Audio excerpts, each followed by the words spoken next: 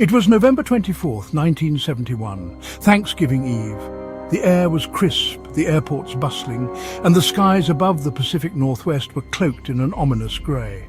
Passengers boarded a Northwest Orient Airlines flight in Portland, Oregon, bound for Seattle.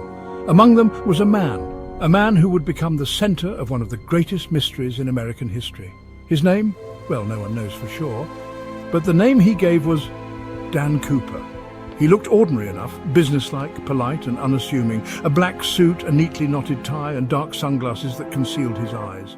Nothing about him stood out, at least not yet. Shortly after takeoff, Cooper made his move. He handed a note to a flight attendant.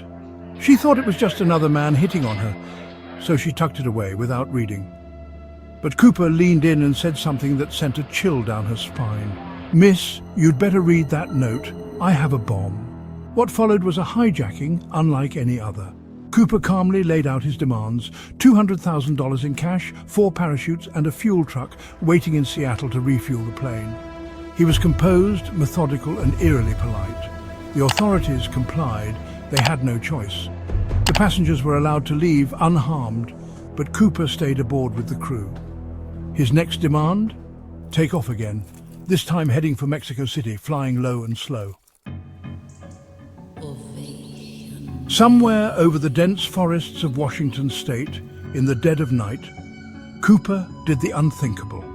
He opened the plane's rear staircase and leapt into the void, carrying the ransom money with him. And just like that, he was gone. The search was exhaustive. Hundreds of agents scoured the wilderness. Rivers were dragged, forests combed and tips investigated. But no trace of Cooper was ever found. No body, no parachute, nothing. Years later, in 1980, a boy stumbled upon a rotting bundle of $20 bills along the Columbia River. The serial numbers matched the ransom money. But the man himself, still no sign. Who was D.B. Cooper? Was he a criminal mastermind or just a desperate man gambling with fate? Theories abound. Some say he perished in the jump, his body swallowed by the wilderness. Others believe he escaped, living out his days in quiet anonymity.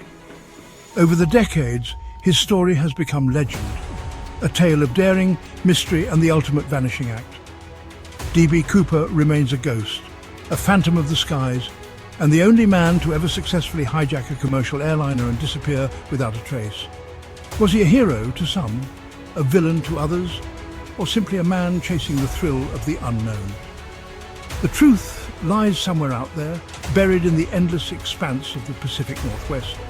And so the legend of D.B. Cooper lives on, a story that defies time, logic, and the boundaries of reality. And perhaps, just perhaps, he's still out there.